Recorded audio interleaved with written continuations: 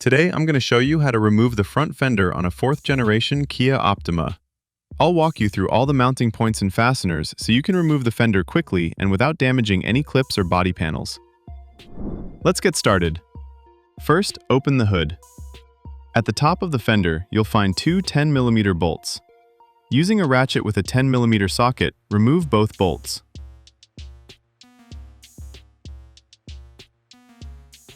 Once these are out of the way, we can move on to the next mounting points. Next, open the front door. Along the inner edge of the fender, you'll find another 10mm bolt. This bolt secures the rear section of the fender, so make sure to remove it completely before continuing. Now let's move down to the rocker panel area. Inside the side skirt, there are two bolts holding the lower part of the fender.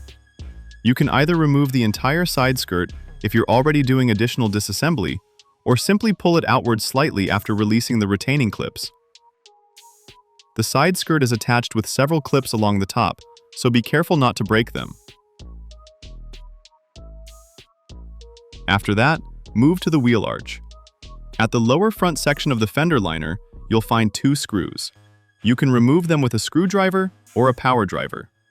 If the wheel is blocking access, simply turn the steering wheel left or right to create more working space. Once those screws are removed, there is also a plastic clip located slightly higher up that secures the inner fender liner. Use a trim removal tool to carefully pry it out and remove it.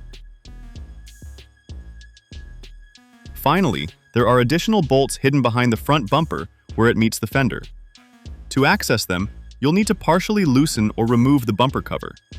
If you're not sure how to do that, check out my next video, where I show step-by-step how to remove the front bumper and gain full access to these hidden mounting points.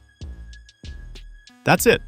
Once all bolts, screws, and clips have been removed, the fender can be carefully pulled away from the vehicle. Thanks for watching, and don't forget to check out my other Kia Optima repair and disassembly videos.